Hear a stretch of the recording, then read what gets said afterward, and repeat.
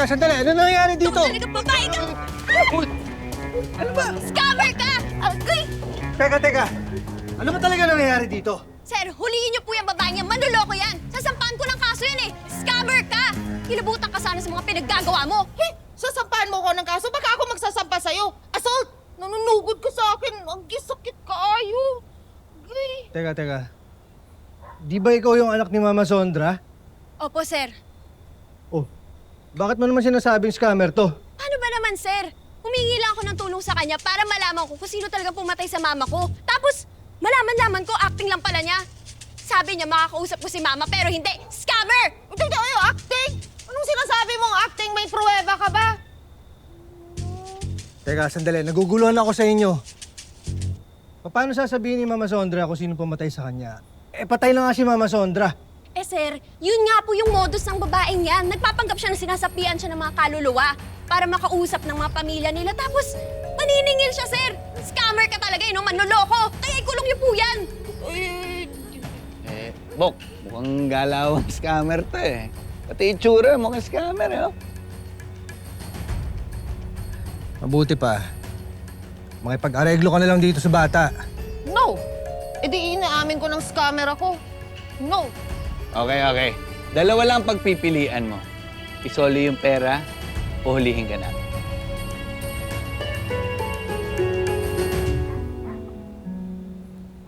Sandali. Ahak, manuunin. Ngita akong kwarta. Ang hirap-hirap naman kumita ng pera. Huh? Kunin mo. Akin na. Masaya ka na? Ayan.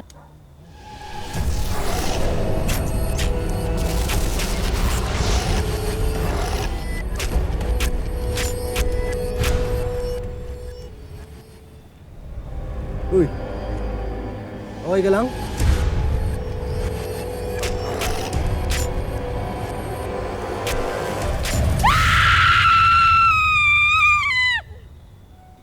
Akin na nga yung pamaypay ni mama.